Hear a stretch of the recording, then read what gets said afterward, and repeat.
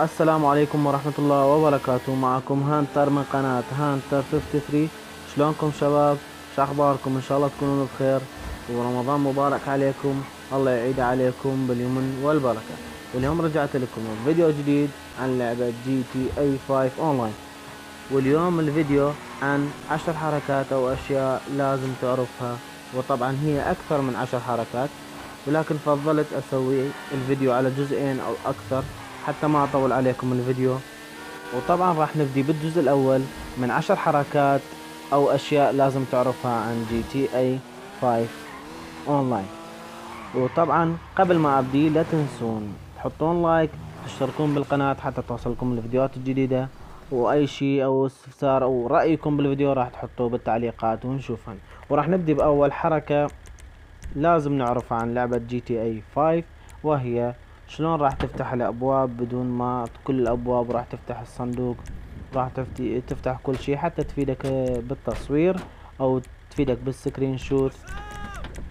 حقيقة يعني صراحة معلومة حلوة لازم تعرفها. يعني منهم اصدقائك يمكن يقدرون يسووها ويقول لك والله تعرف تفتح الباب او ما تعرف تفتح الباب، راح تقول له اي اعرف، او تجي تفيق على صديقك. ومو بس تقدر تفتح الابواب او تسدها عن بعد، بالعكس راح تقدر تفتح او تشغل السيارة، تروح على فيهيكل ريموت وراح تقدر تشغل السيارة عن بعد، وحتى تقدر تشغل اللايتات، وحتى تقدر تشغل الراديو عن بعد. كل هذا عن بعد. يمكن معلومة بس بتعرفها واليوم عرفتها، فلذلك راح نشوف هاي المعلومة أخرى وراح نجي على معلومة ثانية وأكثر وأكثر وأكثر. فقط تابع الفيديو وحط زر اللايك حتى لا تنسى. هاي المعلومة أتمنى أنه فادتكم. ونجي على المعلومة الثانية، وهي تقتل نفسك kill yourself. هاي المعلومة أو هاي الحركة راح تفيدك بهواية من دورات اللاعبين الأونلاين، راح يروجوك ويحصلوك بمكان راح تفيدك من تقتل نفسك. راح ياخذ منك $500 بس قليلة أكيد، فلذلك تخليك تنتقل من مكان أبعد أو تبتعد عن لاعب أو حتى لا يقتلك اللاعب. ونجي على المعلومة الثالثة أو الحركة الثالثة أو المعلومة الثالثة، وهي كيف راح تاكل أو تجيب السناكس أو الوجبات السريعة وشنو فائدتها. من عندك سناكس ومن أنت عندك عفوا سي او راح تقدر تاخذها كلها بفري، وراح تجي على انتراكتيف مينو وتروح على انفنتوري وتروح على سناكس وراح تقدر تاكلهن. ومن انت تنحصر او تلعب المهمات راح تفيدك حتى تزيد دمك. ونجي على الحركة الرابعة، حركة تقدر تنيشن او تأيم بنفس الوقت وتشمل متفجرات بنفس الوقت. طبعا من تنيشن او تأيم تقدر حتى تدوس اتجاه يسار حتى يشمر القنبلة وبنفس الاتجاه راح يفجر لك اياها، وتقدر تحدد اي قنبلة انت تريدها حتى تفيدك بقتل اللاعبين اونلاين، وبالمشن راح تفيدك وحركة سريعة ما تخليك تتأخر. نجي على الحركة اللخ، وهي كيف راح تخفي الخارطة او الرادار او تخليها شبه مخفية حتى تفيدك بالتقاط الصور او اخذ السكرين شوت حتى تقدر تضبطها وتحطها على الاكس بوكس داشبورد او تحطها على البلاي 4 داشبورد مالتك. منها طبعا تشوفون الطريقة وكل سهلة، وتروح على اوبشن وتروح على السيتنج تروح مثل ما تشوفون تقدر تسويها كلش سهلة. تقدر تلغيها او تجيبها من اوف او الى اون وهكذا. ونجي على الحركة السادسة او المعلومة السادسة، وهي شلون راح تحرك فمك او تحرك حلقك وانت تلعب او انت تريد تصور افلام او تريد تحكيها. راح تشكل طبعا مايك، راح تقدر تحكي او اي صوت راح يخرج او دار مدارك راح يحكي اللاعب وشوف حلقة يتحرك. هو تفيدك بصناعة الافلام، تقدر تترجم اي شيء، وصراحة حركة مضحكة.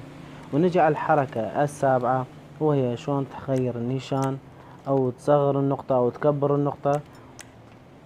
لان بعض المرات اكثركم ما راح يشوف النقطة وراح تضيع عليكم، خاصة من انت تلعب بتلفزيون صغير راح يضيع عليك النقطة، وراح تقدر تغيرها وتقدر هنا كبر النقطة وصغرها مثل ما تشوفون. انا صغرت النقطة، والحركة الأخرى راح تقدر تغير النشان كليا، وهي تحوله من سمبل إلى كومبلكس، وراح تشوف الأسلحة ونشانها راح يصير أحلى بهواية، مثل ما تشوفون الشوت جان والهاند جان والميشين جان راح تشوفوها يتغير، وكل سلاح إلى ايم أو نشانه الخاص إن شاء الله. أتمنى تفيدكم هاي المعلومة، لأن أنا فادتني هواية، لأن كنت أعاني من تصويب بشكل مريع. ونجي على الحركة الثامنة، وهي دخول المهمة من الخارطة. راح تجي على المهمة أو السباق أو أي شيء موجود على الخارطة، راح تدوس عليه إكس أو مربع، إكس بالإكس بوكس أو مربع بالبلاي 4، وراح يحولك على الموشن أوتوماتيكيا وبطريقة سهلة، بدل ما تبحث عنه أو تسوي أو تروح عنه أو تروح بالسيارة يمه بالأونلاين. وراح نجي على الطريقة التاسعة، وهي إخفاء المهمات والسباقات أو كل شيء من الخارطة.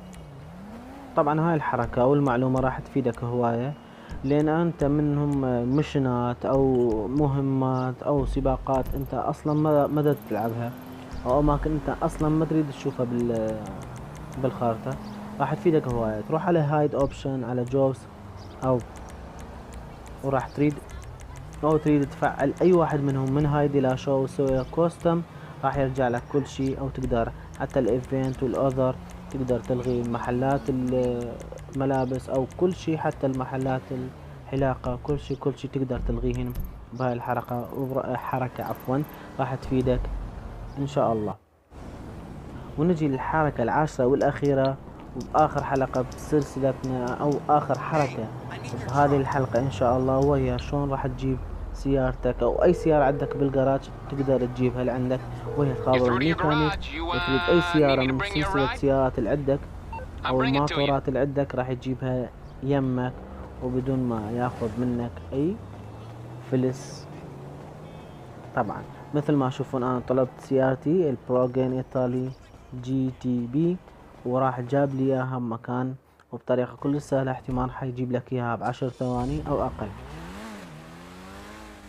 ولهنا وصلنا لختام او نهاية الحلقة او الجزء الاول من سلسلة اشياء وحركات لازم تعرفها عن جي تي اي 5 اونلاين. لا تنسون تحطون لايك وتشتركون بالقناة وتفعلون جرس التنبيهات حتى تجيكم الفيديوهات الجديدة ان شاء الله. كان معكم هانتر من قناة هانتر 53، ورمضان مبارك عليكم، والسلام عليكم ورحمة الله وبركاته.